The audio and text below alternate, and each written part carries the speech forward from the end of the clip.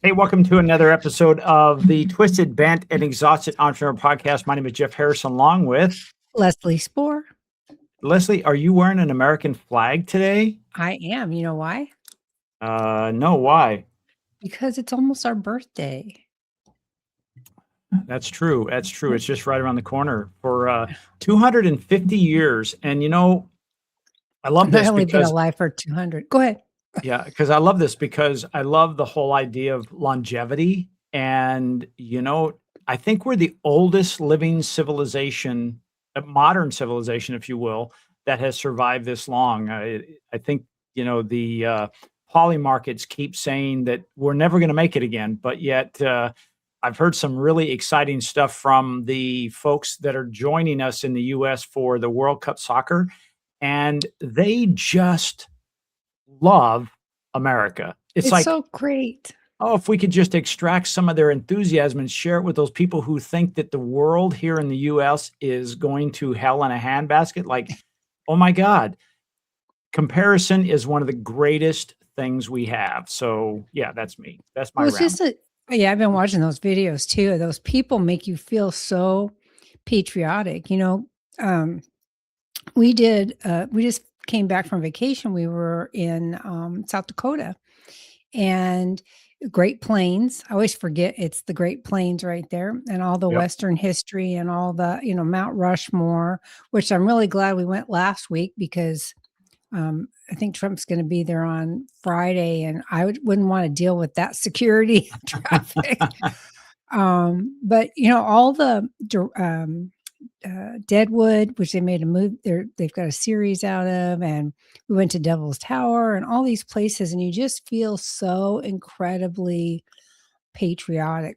I'm a super patriotic person anyway, but it is easy to let what we hear in the media tamp that down. It scares me sometimes because it just seems like everywhere is bad, especially because we live in California, which is one of the most difficult states to do business in.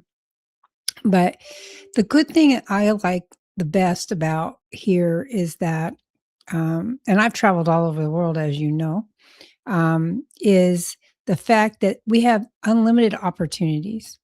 Anybody can make anything they want out of themselves, no matter where they come from, no matter what their economic stature is or status is. I grew up poor. I don't have a college education. I could go on and on about how my opportunities seemed limited when I was young.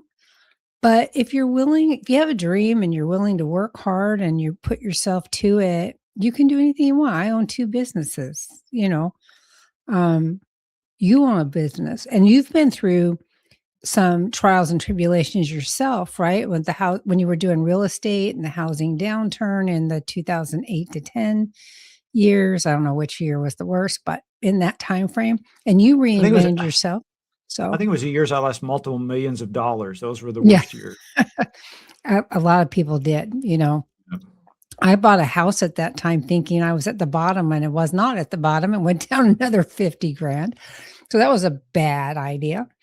But you live and you learn. And if you say to yourself, I can do anything I want, which is the whole premise of the experiment that is this country, is that you can do and be anything you want.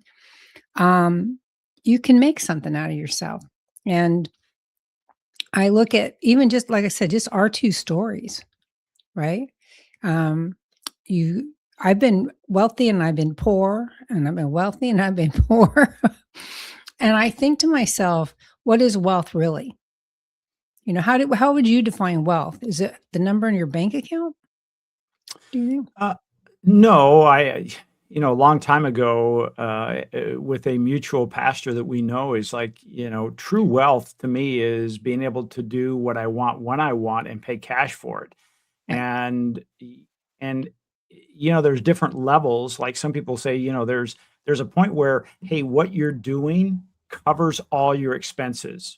That's financially you're set because you're not having to wake up every day and work, okay, how am I going to make money to pay the rent when those kind of things are taken care of, or groceries. But if you have a reoccurring revenue, which both of us have that kind of business, and I would highly recommend that, there is a point where you say, I don't have to worry about the necessities of life. I can now build on other things and take exactly what we're talking about. Take advantage of opportunities, whether that's investing in another business, doing, this, that, or the other.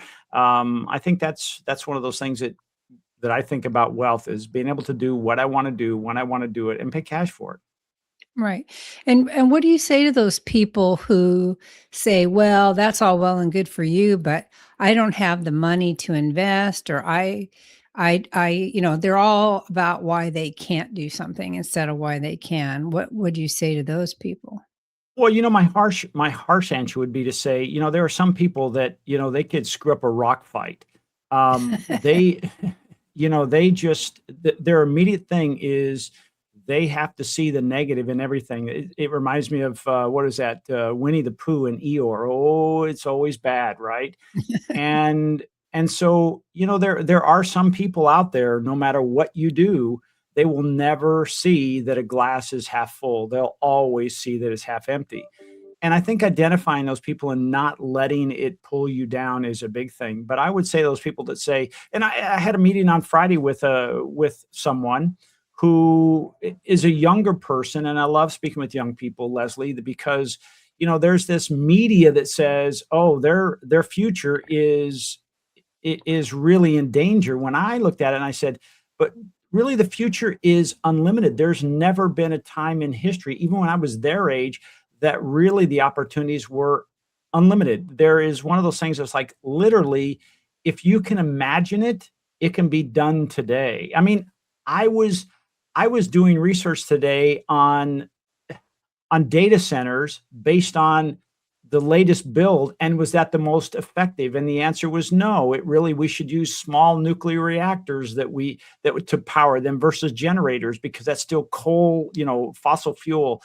And it's like, these are things a year ago or 2 years ago I wouldn't looked up, because it would have taken so much trouble to do that. But yet I'm like, oh my gosh, there may be something there that I can get involved with that would be a positive thing.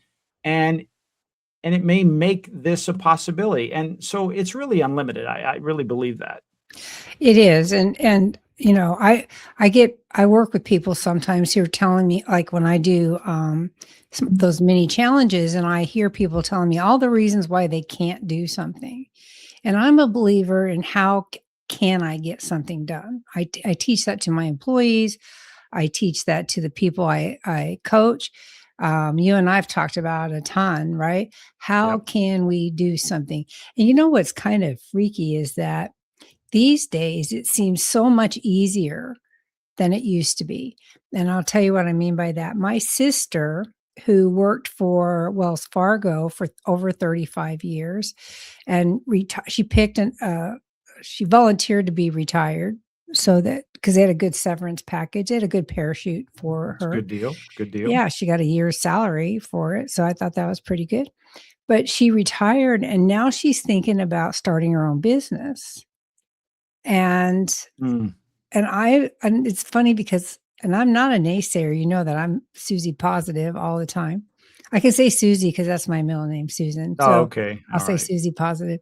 But, I'm thinking to myself, "Well, she's on Social Security, she's retired, she doesn't have another source of income, she's got a decent investment account that she built over the years," and I'm thinking, "Why would she wanna go start a business right now?" Especially the kind of business she's thinking about doing, Mm. and, but I had to fight myself not to be the naysayer on it. I just trying to, people that tell you no to ideas typically are trying to protect you. That's how I feel about her. I want to protect her. Gotcha. And so, but what I mean by it's easier these days is that she asked me to create for her kind of an outline of what she needed to do to start a business, which I did for her. And Okay. then she started researching on ChatGPT, and then she went to Claude, which I haven't tried yet, but the products that she's producing out of Claude, and she's not a technical, she's not like you are, or even I consider myself. She's just an average user. Um, she's coming up with amazing things, and she sent me a business not a plan per se, like you think of a business plan, but a plan for what to do and how much it would cost to do the idea she has. She has this idea of doing a kind of like an antique mall, but for crafts. And so Okay. that it would be all these different vendors in there with their own handmade items, kind of like Etsy, but in person, where you Okay. could go in there and shop and look at things. And I've took her to a couple. We have a couple of those places out here. There's one in India that's really nice. Um, and so she's got this idea and doesn't want to do it on a little scale to see how it works. She wants to go like take the old pick and say or the old Big Lots building and turn that into this massive thing. And I said, don't you think you should float this out there, see if there's anybody willing to do it? I'm like giving her all these things to try to protect her. And she's like, oh no, I'm going to just do this. And that's what's so great is that you can just do it. And having AI makes it so much easier. Now, you may not know all the questions to ask AI about starting a business, which is one of the reasons she came to me and said, I know you know how to do a business. So help me know what I don't know. But she's bound and determined to do it. And I'm kind of really proud of her for that because she's never been a risk taker. I mean, she stayed in the same job for 35 plus years. She's just never I, been a risk taker. I think it's great from a standpoint of like, we do things because we have to. Sometimes we get, and we've heard about this, like, somebody wanted to be an artist, but their family said, hey, you're a lawyer by trade. You're going to be a lawyer. And 50 or 30 years later, when they're done, they create masterpieces that dwarf their career. And so it sounds like she now has the freedom to do this without the day-to-day work. Because, I mean, let's face it, there are times when you get home from your day job that you don't have any energy left to work on your side hustle. And so now that she's in that space where she can say, "Hey, I can do this and I can give it all my energy and this is what I want to do." That's a cool excitement. That means it's a cool energy level that she could do this with. And here's the other thing, Leslie, is I know you're protecting your sister because she's your family and you do the same with a stranger. But the cool thing about it is proof of concept already exists. It's not like she's saying, "Hey, let me Right. invent this and I have no market for it." I think there's people out there. We know this. We're wink, wink. We've done stupid, I mean, excuse me, things like this before. Is we create things we think, okay, people are going to love this, but we have no proof of concept and we have no clients. She already has a proof of concept. There's a lot of people that say, I would rather not have a garage sale at my house. I'd rather have it indoor when it's 114 degrees or 100 degrees outside. It's indoor. And now there's a group of people coming through all the time that basically say, now I can look at 25 or 30 or 100, depending on how big this Big Lots is, garage sales at one time. So I Yeah. think it's kind of cool.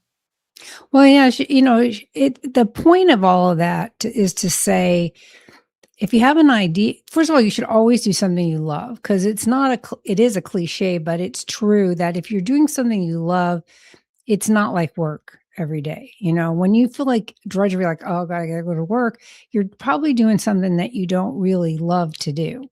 I mean, having a job that pays the bills is not the same as earning a living from something you absolutely love. Speaking of that, how did you end up getting into the video marketing? And I know how you got into the AI, but initially in the digital marketing thing from real estate, because I never asked you that question. How did that happen? Well, after real estate, basically crashed, had to start all over again. My previous career was a golf professional. So I started working back in the golf industry and I became director of golf sales and marketing at La Quinta Resort in PGA West. And during my time there, a friend of mine approached me and said, "Hey, we're doing this show called Golf's Ultimate Signature Hole," which is still out there playing on the local TV and area. And he said, "We're going to shoot this video. Would you like to be in it?" Because I represent the club. And I said, "Okay, great." So we shot that. And literally the day after we got done shooting it, he calls me and says, "Hey, I'm quitting this because I got an opportunity to go to work for," and he was a golf pro also, but he knew Tony Robbins and he still works for him this day. This, gosh, almost 20 years ago. And so the producer of that of that particular thing said, "Hey, would you be the host? You know, you did really well on camera. I know that comes as a shock, but you did really well on camera. Would you be the host?" I said, "Sure." And so I started getting into that, and along the way, we started making some videos. He shot some videos of me, teaching golf, and I just got involved in that. It just kept evolving, and then in, like, 2012, I had a detached retina, and I had to lay face down on a and I apologize, I'm trying to make this quick as possible. I had to lay it face down on a massage table for 7 weeks while my eye healed. It was a I didn't get kicked or hurt, it just happened. And while I was on the table, I came up with this idea. Here it is. It's an opportunity. It didn't exist. And it was creating video content in a platform that had no idea. Think about it like a video directory of local businesses. Well, after I recovered, we did almost 400, I think 380 videos. I don't want to exaggerate. I think it's 380 videos the first year of local businesses. And that website went from, it had nothing on it because we built it to over 40,000 views a month because people were sucked. It would not, they would rather watch a video than email Read or about it. Yeah. text. So Yeah. that's how I started. It just kept evolving. Yeah. Well, seeing that your friend that went, I'm gonna go back to your friend that went to Tony Robbins, you see he's still there today. Is he Mhm. doing golf stuff with Tony? No, no, he's a salesperson for Tony Robbins. Um,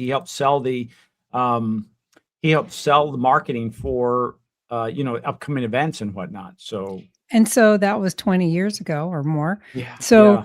he found something he loved to do instead of golf.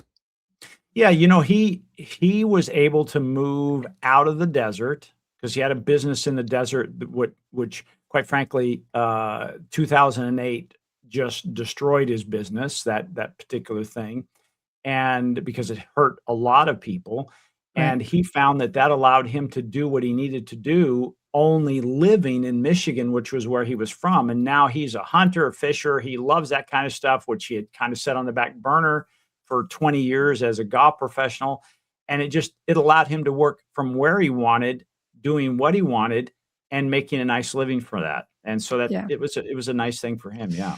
Yeah, I think that the point of that one there is recognizing opportunities when they come. One of the things I told my kids all the time they were growing up is say yes to everything.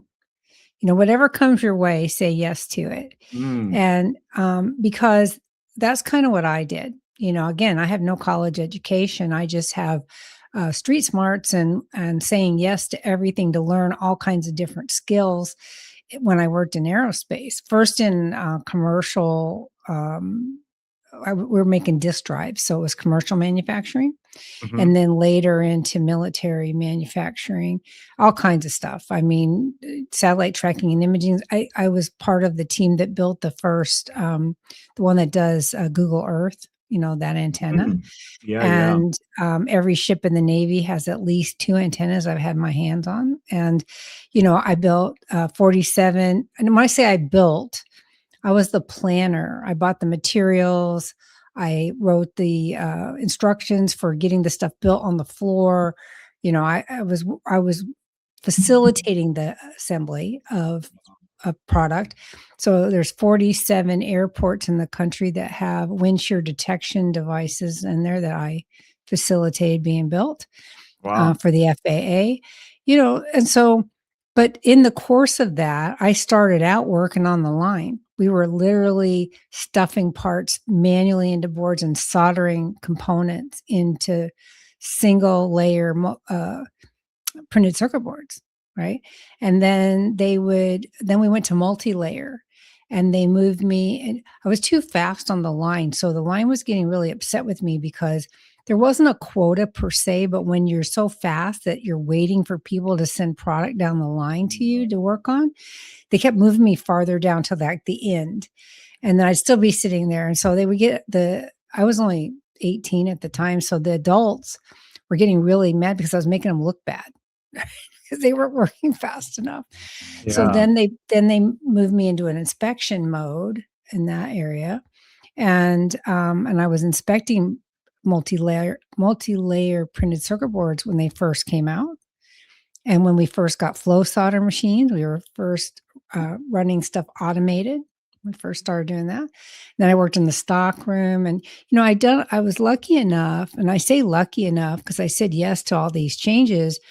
So we make our own luck, but still the opportunities presented themselves. And in that case, I learned about not only inspection, but I ended up being a NASA certified inspector, not only manufacturing, but I became a planner, was Mm, doing manufacturing engineering work. I was doing quality work. I was working with purchasing. I was part of the outsourcing of America in the 80s, which at the time seemed really noble because we were cutting the prices on things, yeah. you know? And so that's a long way of saying that all those things I said yes to gave me the knowledge of operations, working with people who knew marketing. I had a mentor who was really good at marketing. So I learned a lot from him about selling with an empty bench. And you know what that means, right? That means saying yes to stuff before you have the resources to do it and then making sure you get the resources to do it. Yep. Um, and so over time, you learn all these skills so that when opportunities present themselves, you can actually say yes to them, or should say yes and then figure out how to do it. I've talked to lots of small business owners who um, something will come their way and they'll get really like, that wasn't my core thing, you know. Mm, Now, I'm going to talk out of both sides of my face. Even though you and I've talked a lot about picking a lane and sticking with it, yep. you don't know if that's the right lane all the time if an opportunity comes and you don't at least try.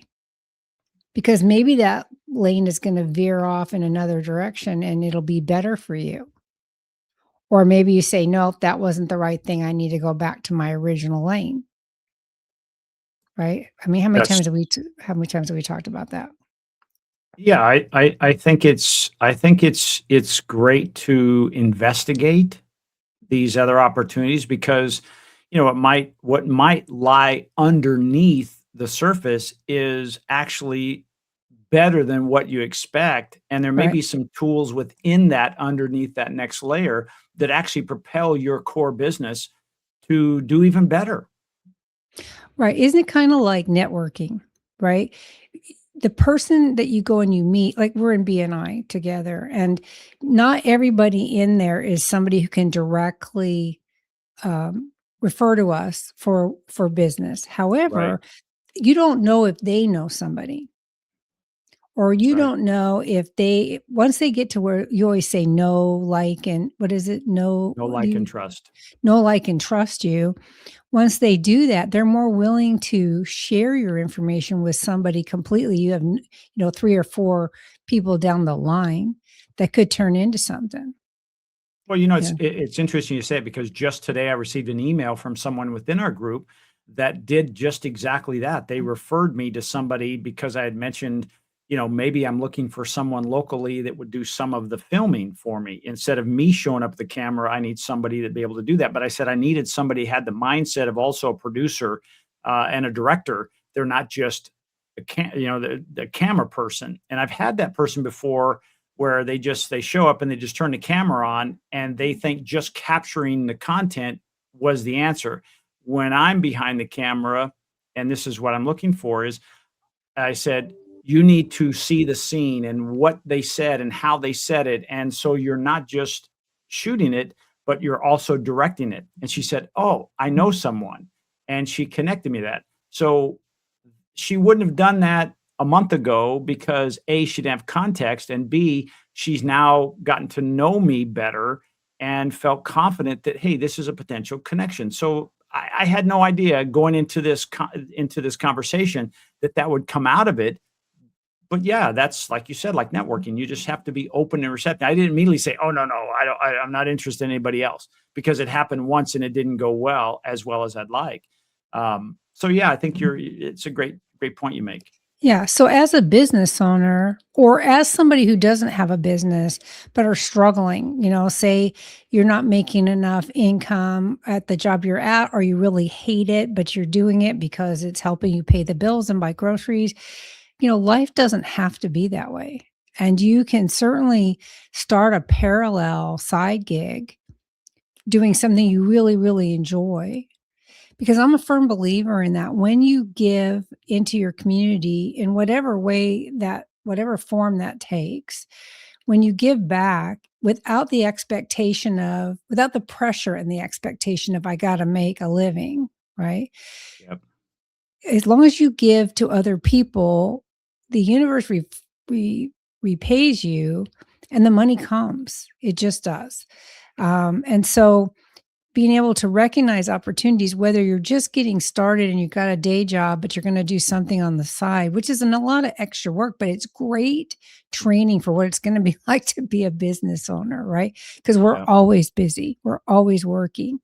So, um, there's a lot of different I got so many things going on in my head at the same time. I can't spit them all out at once. One is the ability to take an opportunity and start your own thing. Cause I think the gig economy, I guess that's what you call it when you're a small business owner, right? Is a kind of a gig type taking work that way, um, is is getting bigger and bigger all the time, especially with AI. People are realizing that they can do things they didn't ever realize that they were capable of doing, or at least get access to the information they need to be able to do the things. The old days, and I've never believed in this, because you can remember back when you and Amy were working with me 15 years ago. I don't believe in a business plan per se. Mm. Not the old fashioned, I got to go get financing and I've got to do my projections for the next 5 years and lay out this whole big plan that just is going to go to hell in a handbasket anyway. I'd rather just do it. Yeah. Right. And you don't have to have a lot of money. People say, oh, I started a business on a shoestring. You do have to have some money. There are things you have to have. You have to have a website. You have to have some kind of business card or electronic, although I hate the electronic ones, but an electronic card of some kind. You have to know what you're doing. You have to know who your ideal client is. When I say know what you're doing, I mean, what service or product are you offering? Who's your ideal client for that? What problem are you fixing? I mean, there's a whole bunch of things, and you can create your own opportunity, just like you did. You laid there on your face or on your back, I guess on your face, right? Face down. Face Yeah, down. that's a long time to lay on your face down. It is. To Especially because my sinuses stop up. When I go to get a massage and I'm face down, my sinuses get all stopped. Well, there were no massages going on at the time, and I was pretty drugged up for the first couple of weeks. But Oh, yeah, that's too bad. You should yeah, have asked for one. But you know what I'm saying is that you thought of something you could do because you had this opportunity before it. And then you start to think about it and say, well, what could I do with this? I kind of enjoyed this. You're a great speaker in thank front of people. You know that. You are amazing speaker. I wish I was half as glib as you are. you. I'm better at writing. I Yeah, can write concepts and ideas and put cohesive thoughts together in writing, but speaking it, I'm okay, but I'm not a Jeff. I'm not a Jeff at all because you are so good at it. And thank so you. I know you just had that. Didn't you just speak at a conference a week or so I ago? did. I spoke at an AI conference in Palm Spring, a 2-day event, and we did. I had a 1 hour presentation, which was a lot of fun, and then I did two different panels, Q&A panels. So How fun uh, is that? yeah, it was a lot of fun. It was really and met a lot of wonderful people, and there's again, I put up here is opportunity truly everywhere, and the answer is yes, because Yep, as you were talking about earlier, the barrier to entry is only restricted by your thought process. There's, that's right. literally, YouTube is free. Many of the platforms that you need to get started on, whether it's ChatGPT or Claude or Gemini or any of those, there's a free plan. And if you really dive in and pay $20 a month, it can be a life changer. But it's one of those things where truly, and I'm gonna defer back to both of us, is like our businesses started out because we solved a problem we had, Right, right? I mean, yours right, was you solved a problem that, first of all, in your executive errands business, you solved a problem you knew that existed for people like you who traveled and just say, hey, I want to come home and my house is clean, or while I'm away, it's taken care of. And if I right. need something, somebody will go do it. And then the other part was once you started your business, you said, I need software because it doesn't exist. And you built the software and then you said, wait a minute, I'm not the only one. And then you made another business selling your software with essential elements. And so a lot of times that's where it comes from. Because here's the thing that I really believe. If you sell from that position, the passion is real. Like Right. you are that person. And when, like, I go back and say, hey, when I talk about video, I get excited because I didn't even know what I was doing, but we were making these little videos called, again, coming from the golf background, etiquette moments and sending them out. And this was back in a day when it was almost unheard of, but we were getting like 60,000 views a week on videos that we'd make, you know, 2 to 4 minutes long and just put them out there, and it worked. And those back then, I was doing all the work, right? But when we started sharing that with other people, the passion of this stuff really works. Imagine if I knew what I was doing besides just capturing Yeah. the video. And Right. now we do that. So yeah, I think the opportunities truly are everywhere. And I think you just have to be aware of like, hey, what problem does somebody have? Whether it's, Uber, I don't want to take a taxi and I want to feel safe. So somebody does that. What are these food things that said, can I just call somebody, Uber Eats? And next thing you know, it's endless. It just blows my mind that Well, when people say, I got nothing to do, I'm like, there's so much you can do. I can't even keep up. yeah, Right? everything is born out of generally, the good things are born out of stuff you have an issue with. And sometimes I have ideas way ahead of their time and people will poo-poo them and I'll just let it go. Years and years ago, there was a little spot in a strip mall where I thought would be perfect for a coffee shop back in the day. Pre Starbucks was kind of just getting going, it was just a small little mom and pop coffee shop is what I had in mind. I don't even drink coffee, but I thought that would be the perfect spot. And everybody was like, no, ma. And so I didn't do it, of course. And then somebody put a coffee shop and they're still there to this day, 20 plus years Wow. later. Wow. Or the time where I thought, which turned out to be a fad, was a Disney store. I thought having a Disney store would be a great thing. And then they said, oh, no, no, no. And then sure enough, Disney came out with corporate stores all across America. Now, they didn't seem to hold up.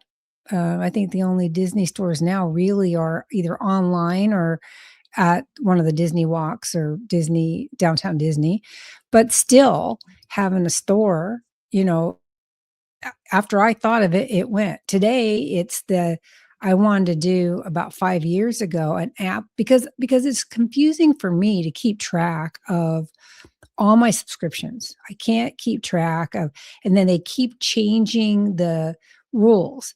We used to have cable and everything was under cable, right? Mm. And then they split it all up and then you could get Hulu by itself and you could get YouTube by itself and you could get Paramount and blah, blah, blah, and all these things. And then they started bundling them again. I think I told this story once before, maybe.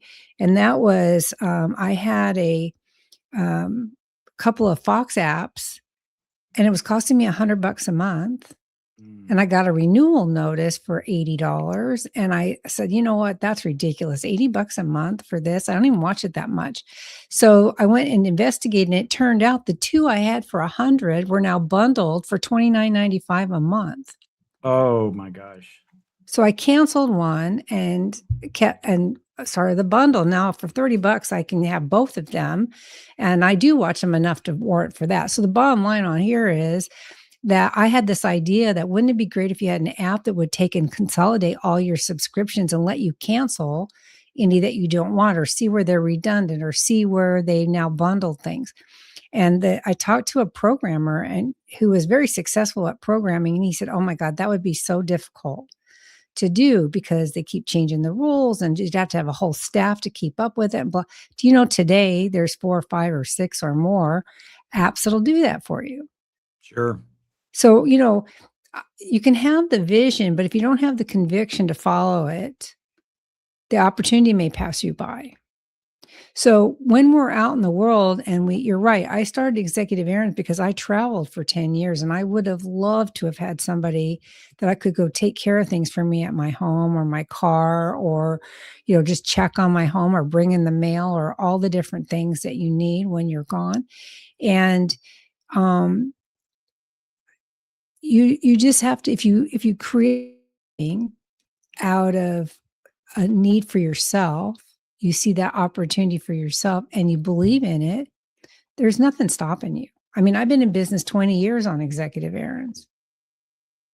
By the way, somebody told me the other day that I should make executive errands smaller and put above it, put like home, absentee home care and concierge services by executive errands because the title of my company is too confusing. What do you think about that?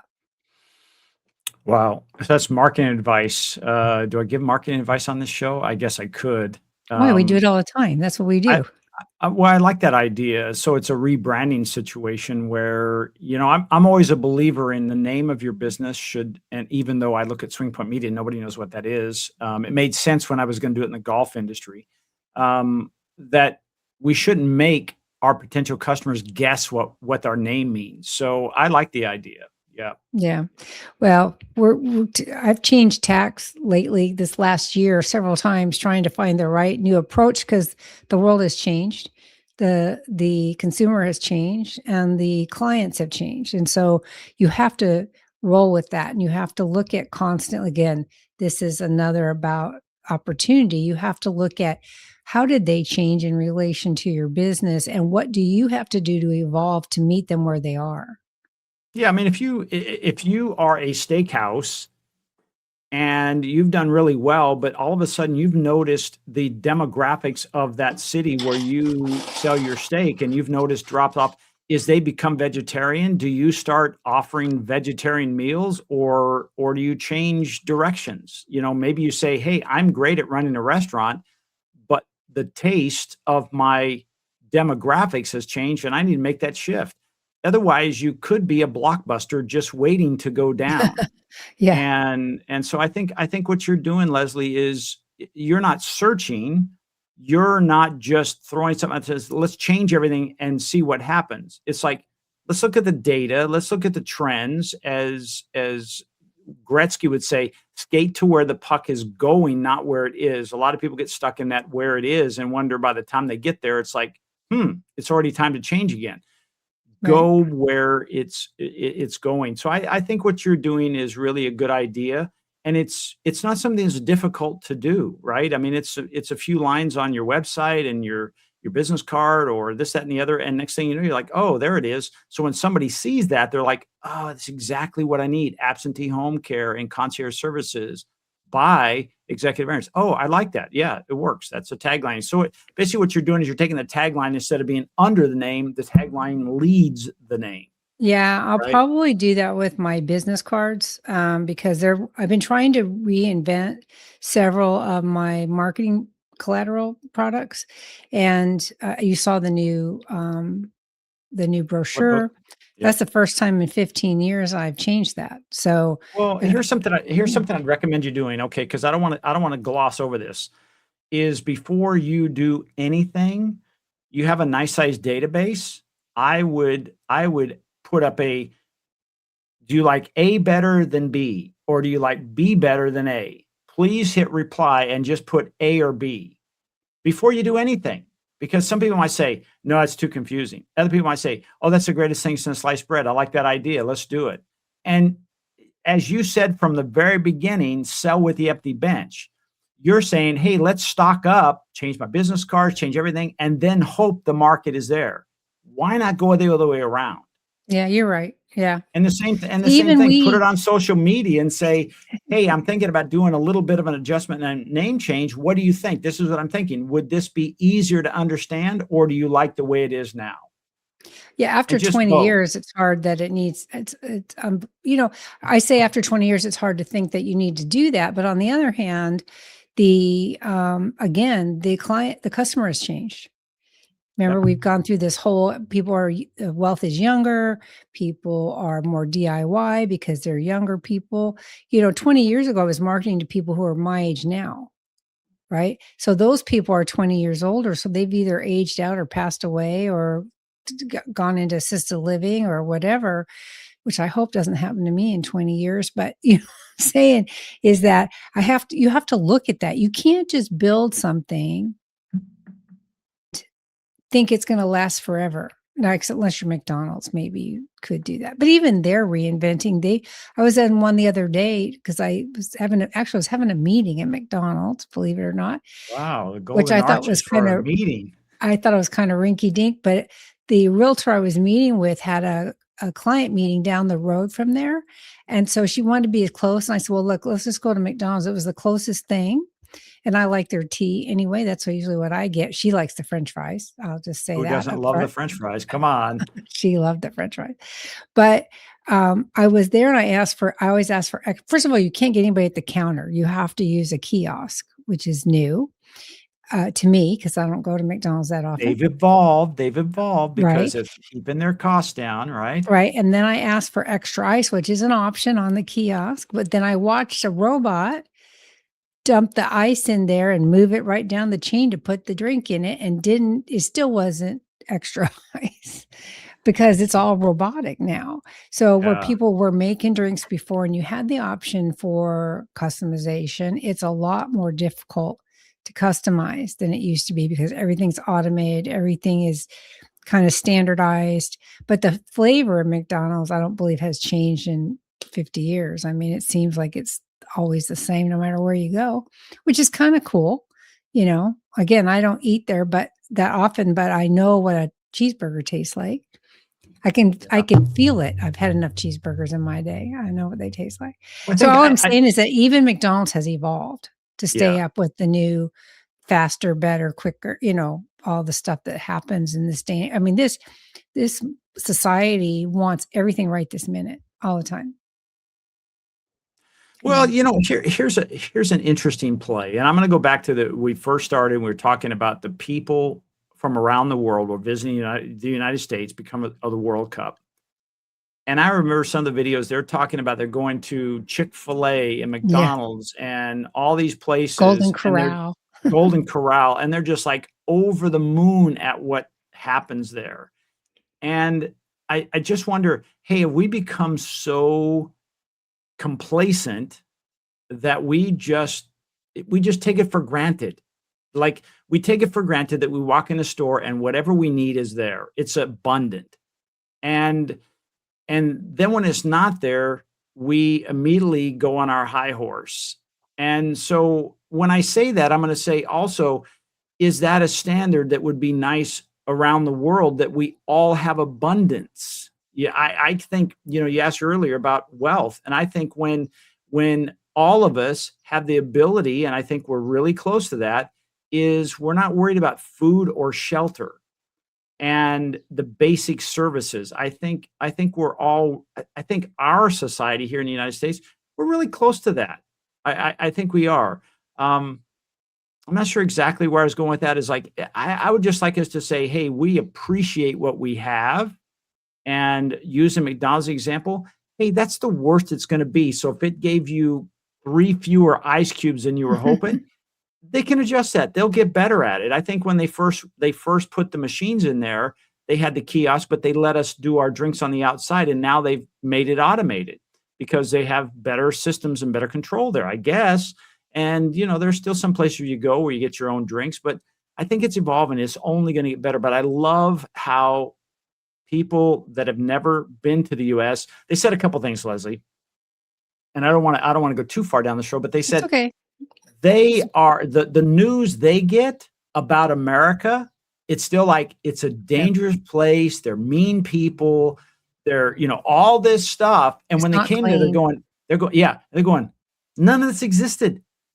Everywhere I went, people were nice. They were, like, doing that rowing, that whole thing in Isn't the that great? streets, like, The tens Vikings. of thousands of people doing this, and we're just excited for them. Like, I don't watch soccer, but I found myself catching a couple of soccer game moments. I just watched it for a few moments. I'm like, "Yep, it's boring." But, hey, I'm excited that people are here, right?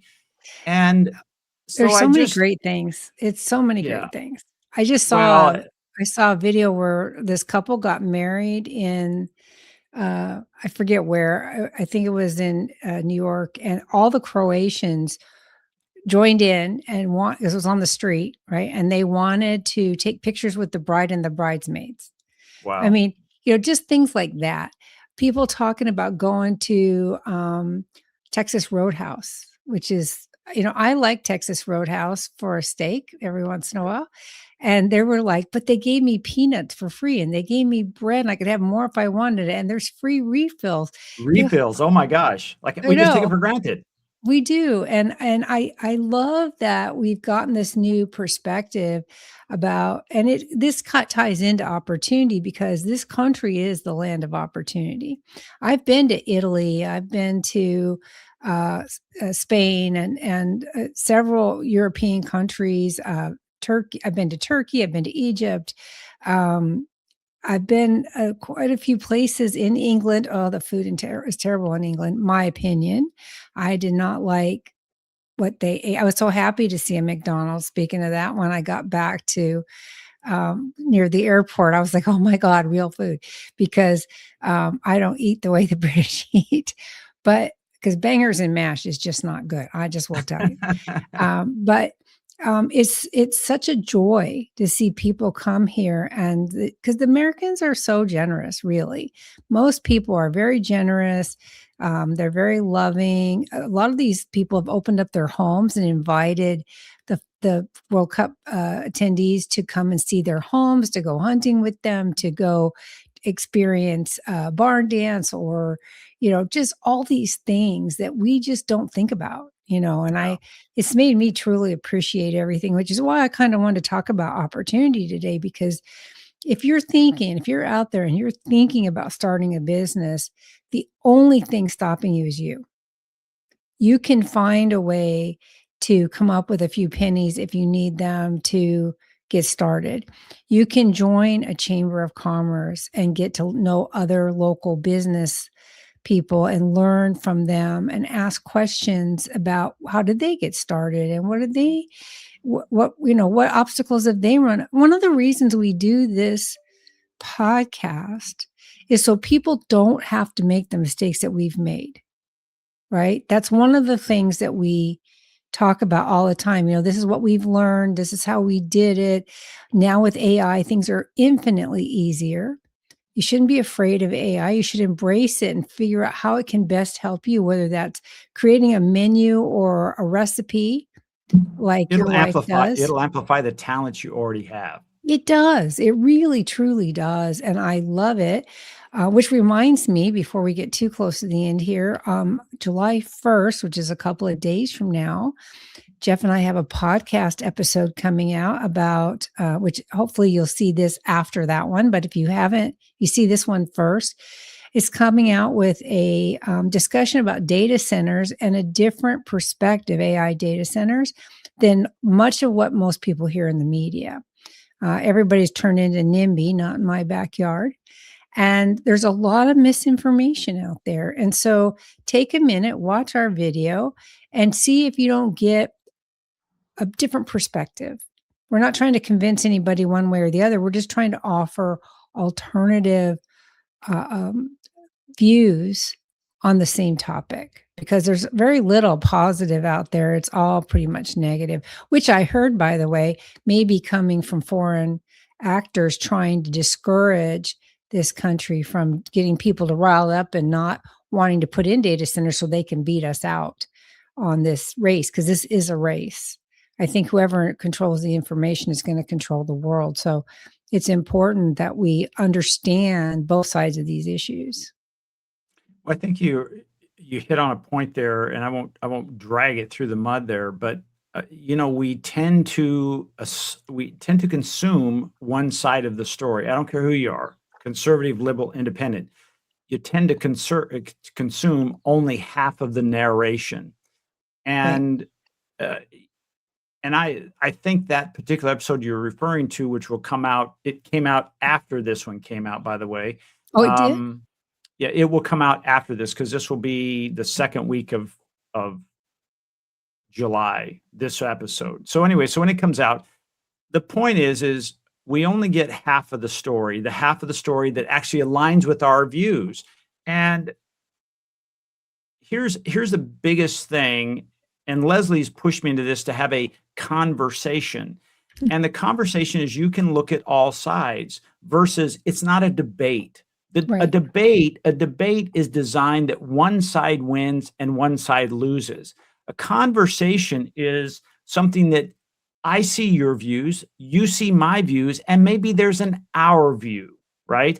And that's a conversation. And that's something that I don't know when it started. I'm not going to point any fingers, but it has invaded our society here in the US for the last 3 to 5 years. And it's very troubling because it does put each person with their feelings and their position in a compromised situation. Like, use your example.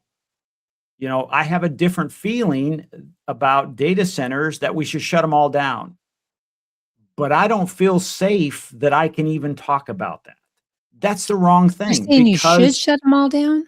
no, no, I'm saying if I don't think we should shut them all down, Oh, you that don't think. there's Okay. room for it, I can't say that in an open space. It's almost like, if I liked a conservative leader and it's not our president, a conservative leader, I can't express that because the other side has such a strong opinion. I'm like, that's where we're at, folks, and we don't need to be there. We need to have conversations because at the end of the day, I think we all want life, liberty, and a freedom to pursue our dreams. Well, And so I think it would be nice if we started on that and say, let's talk about this, not yeah, argue. I agree. And what's really kind of sad, I think, is that positive doesn't sell as well as negative sells. And today, if you want clicks, that's why there's so much clickbait. These outrageous titles of articles and videos that get people to click on them, and some of them are malicious. They're phishing programs that try to steal your information.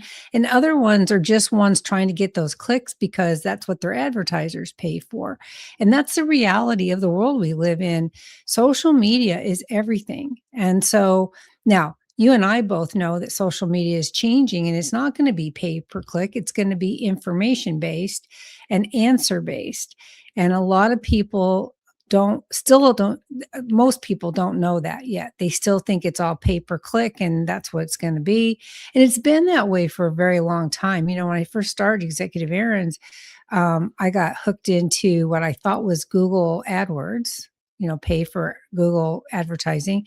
Turned Yeah. out it was on Yahoo and it wasn't even top ranking. And the Oh. algorithms at that time, say my budget's $150 a month for 150 clicks. Every month my budget got used up, but I never saw any results on that with my Mm, website. Well, that's yeah. because the algorithms were making it like you were getting hit with clicks when you really weren't. Now, I think Yeah. that's better now than it used to be. Now it's a little harder to get away with that, but there's still bots out there that create content. And then if you pause on something for just a little bit too long, you start getting a lot of that content, and everything's much more intelligent than it used to be. But the fact is, negative sells and positive doesn't. And so that's sad to me. I'm super positive, so I want positive to sell, but that's not what people click on. And unless it's conspiracy theory, and I don't want to go down that path because you know me, I'm a huge conspiracy theory buff. So, but mostly it's all negative, and it's just you have to tune that out. Tune it out. Start your business anyway. You know. Yeah, I think too, and I'm going to refer back to this conversation I had with this young person on Friday, and you know, they were saying I'd really like stability, and I'm looking to I'd really like to work for a company that I feel like I can go to work for and have a career with. And I said, I think that's a wonderful position to have, but here's the reality is it may change. It may change on you. And I said, who do you want to put your trust in? And they said, what do you mean? I said, do you want to put it with a company that you work for, or do you want to put it in you that no one will work harder for you than you?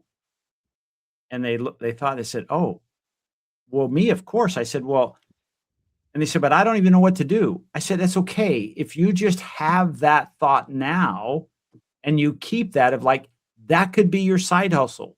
And while you're doing this other thing that pays for your bills and it makes sure that you have food and your shelter and whatnot and gas for your car, and it meets those needs, fantastic. I said that will free your mind up to say, hey, there's still this me that I want to do in my mind. And Right. I think then what happens is too, Leslie, for those people listening before we wrap up here, is it gives you a different set of eyes. And what I mean by this is I remember when I first started speaking or wanting to speak, I followed some of the greatest speakers at that time. I'm like, oh man, they're such great storytellers. I got nothing. I don't have any stories, right? And then all of a sudden I said, but let me start listening and watching with that in mind.